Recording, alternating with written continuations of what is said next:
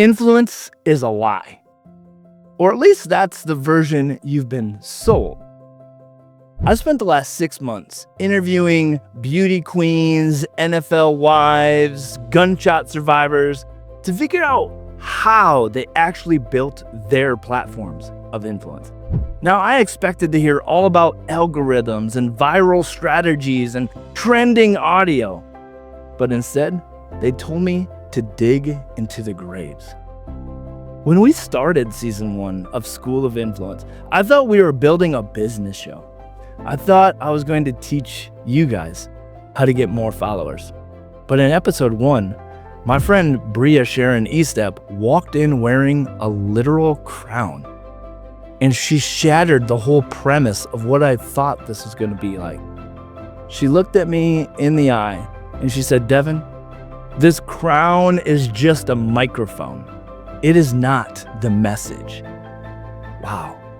And that was the first hard truth of season 1 in the very first interview.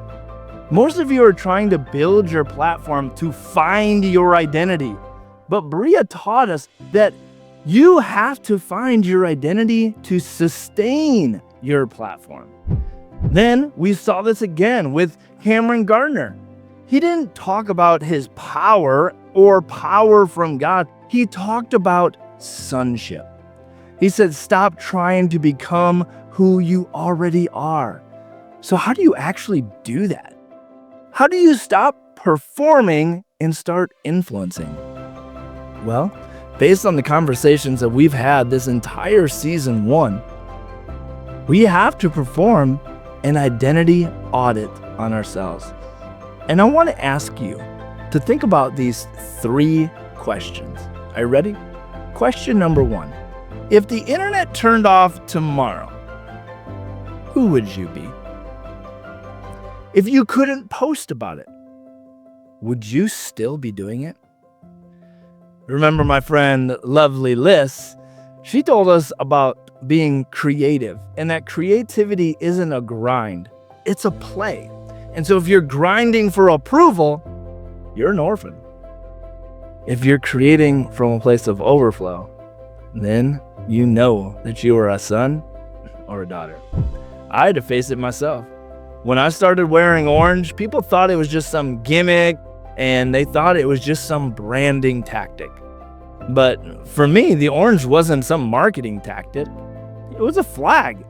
It was me finally giving myself to be permission about being loud in a world that wanted me to be quiet. I got to be me, and I get to continue to be me.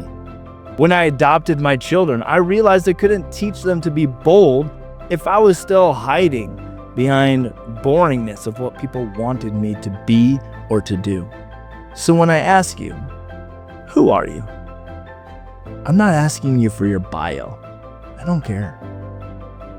I'm asking you, what is the color of your soul when you stop pretending to be who everyone else wants you to be? Question number 2. Are you auditing the wrong audience? Most of us are posting for the critics. But Cameron taught us that true authority comes from knowing whose you are. You don't need a verified check mark to have permission to speak. You need your identity, which equals your influence. And that leads me to question number 3. Is your brand your costume? The reason Bria's crown didn't save her is because a costume can be taken off. Remember, she set down her crown, but her story can never be taken away.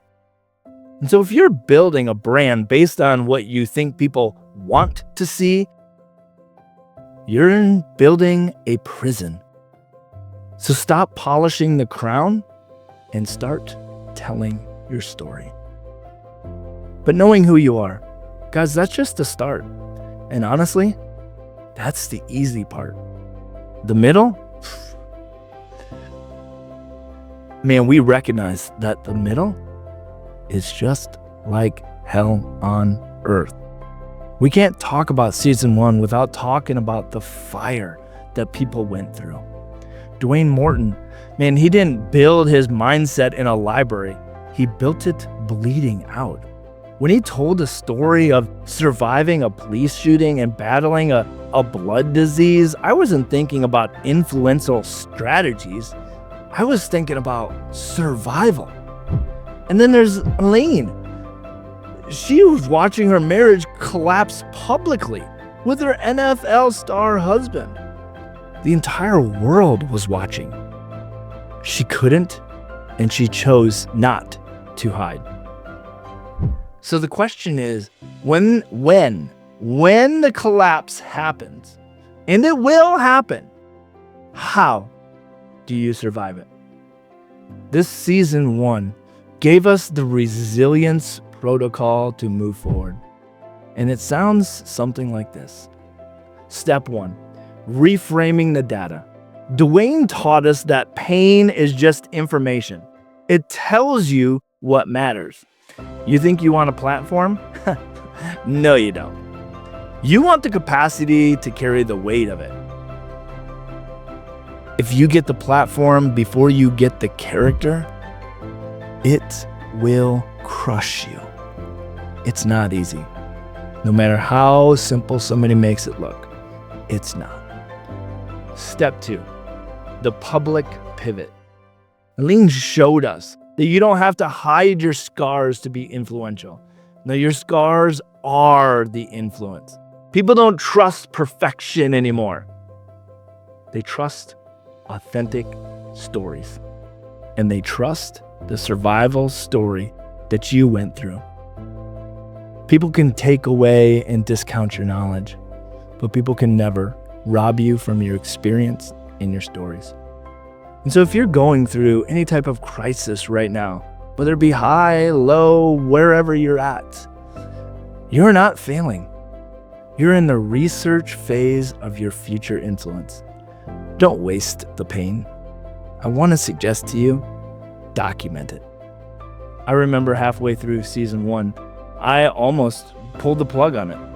The numbers weren't important to me, so I thought, until I saw the numbers never going up, and sometimes never having anything at all. The tech was breaking, my camera wouldn't work. I felt like a fraud interviewing some of these giants that I got to sit across the screen from and have a conversation with. And yet I sat in this chair and I thought, who am I to lead a school of influence? But that's the trick. The enemy doesn't want to attack you because you're weak. He attacks you because you're a threat. You aren't facing opposition. You probably aren't moving fast enough. You see, resilience isn't about falling. It's about how quickly you can bounce back when you hit that concrete. Now, we have identity. We have resilience. But if we stop there, and we just got a therapy session, we need a business. We need a container. We need influence. And this is where strategy comes in. And this is honestly where most Christian entrepreneurs fail. It's like Matthew Todenter and Jen Lee Samuel changed the game for us. They gave us the kingdom blueprint for building. And so here's 3 things that they shared with us learning in this season. Pillar number 1, sales is sacred. Matthew told us that he said it this way: I need to pray about it is often just fear wearing a trench coat. We hide behind the spiritual language because we're afraid of rejection. But the truth of it is, if you have a solution that saves lives, selling it isn't greedy. It is a moral obligation. So stop apologizing for your price. Your price is proof of the value that you went through. Pillar number 2 is that vision needs provision. Vision needs provision. Pastor Willie Peterson broke this down so well for us. You cannot feed the hungry with just good vibes. You need resources. And resources follow the vision that you have. If you aren't getting funded, it's not because people are stingy. It's because your vision isn't clear enough to actually be investable in. Make sure that you are clear in your vision. And that leads us to pillar number 3. Stop being a secret. Jenna Lee Samuel, with her top 1% podcast, taught us that the hidden season is real. But you aren't supposed to stay there forever. Holy Spirit is not a marketing strategy, but He is the best partner you will ever have. You need to create content that converts, not just content that inspires. Inspiration feels good, conversion changes lives. And so when we just hope and pray and expect things to just change out of nowhere, we're only fooling ourselves. We get to put in the work. We saw all of this practically happen when we launched our own campaigns. We stopped trying to make everything look perfect, and we started releasing some ugly ads, raw, unfiltered documents and real conversations. And guess what? They outperform the polished studio productions every single time. Why? Because people are tired of perfect. They're hungry for real. And strategy isn't about having the biggest budget. Sometimes it can help, but it's about having the most honesty. And if you combine kingdom integrity with raw strategic transparency, you become unstoppable. Season 1, we've covered a lot of ground, from police shootings to pageant stages, from sales scripts to spiritual warfare. But it all comes back to one image, an image of the gravedigger. I started this entire video telling you that it was about going back to the grave. That's what they told us at the beginning. But I didn't tell you is that God has called me the gravedigger. And when I say that, I mean it. It's been engraved since the day that Jesus said it to me. Because right now, as you're watching this, there's a dream buried inside of you. You've buried your book because you think you're not an expert. You buried that podcast or sharing on stage because you hate your voice or the way you look on camera. You've buried your ministry because you're afraid of the cost. Look, season 1 wasn't about getting famous at all. No. It was about handing you a shovel because it's time to dig up those dreams. It's time to stop waiting for permission.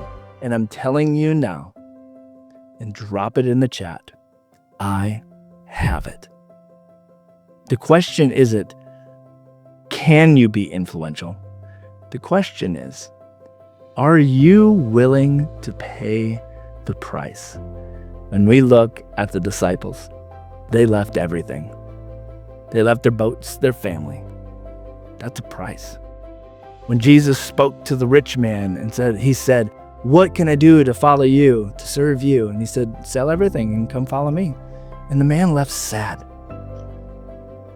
Are you willing to actually give it all for what God has put inside of you? You have permission. I'm here to be able to help you. I'm Devin Schubert, also known as the Man in Orange. And if you're ready to stop waiting and to start building, I'll see you in season 2.